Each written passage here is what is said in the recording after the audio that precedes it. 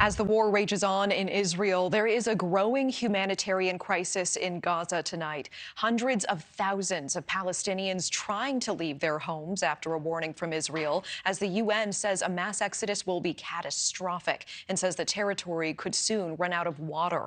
All of that coming amid a looming ground invasion as Israeli troops head towards Gaza. I am joined now by Jon Gambrell, live in Jerusalem. He's the Associated Press news director for the Persian Gulf. Jon, thank you so much for joining us. And what can you tell us about what you're seeing and hearing on the ground where you are tonight? Well, it just seems like there's more and more signs that this ground offensive is looming. We've had the Israeli military come out, and they said that they're preparing for a land, sea, and air assault on the Gaza Strip, which is this besieged territory about twice the size of Washington, D.C. They also say that this attack on Gaza City, which is sort of the biggest metropolitan area inside of the Gaza Strip, is going to come soon. Now, they didn't give any other details about this, but we have seen a lot of movement by the United States to back up Israel just ahead of this. They already have the USS Gerald R. Ford, an aircraft carrier, and associated ships and aircraft in the Eastern Mediterranean. Just moments ago, the Defense Secretary Lloyd Austin put out a statement confirming that the Dwight D. Eisenhower, which is off Virginia, is also going to be coming towards the Eastern Mediterranean soon with the ships and the aircraft associated with that carrier as well.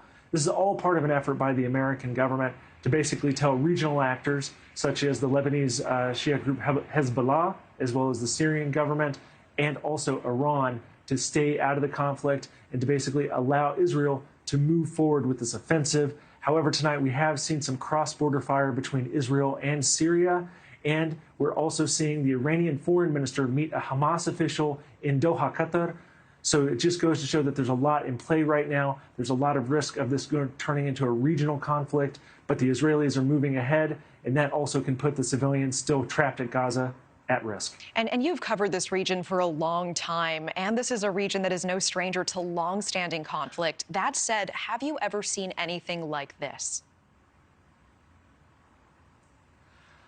It's hard to know where to start when we talk about sort of the unprecedented events of the last week. It starts with Hamas breaking out, basically, of the Gaza Strip into Israel and attacking these Israeli military positions, these kibbutzes, these communal farm areas, and killing some 1,300 Israelis. Now, American officials and Israeli officials say this was the largest mass killing of Jews since the Holocaust.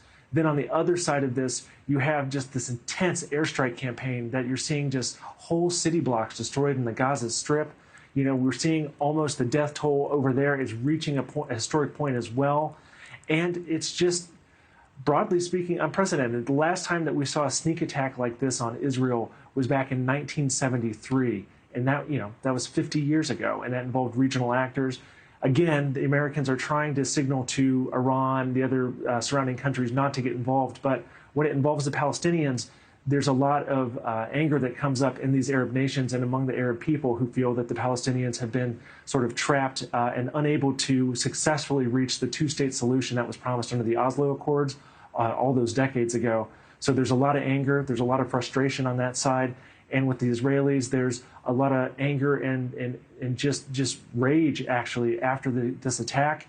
They want to dismantle Hamas. That's what Prime Minister Benjamin Netanyahu does. And he believes, and the military believes, this military offensive will do that, but that's yet to be seen. Okay. Jon Gambrell, live in Jerusalem. Thank you so much for pointing out those perspectives. Appreciate your time. Thank you for watching. Go to newsnationnow.com to find News Nation on your television provider. And don't forget to click the red subscribe button below to get more of News Nation's fact-driven, unbiased coverage.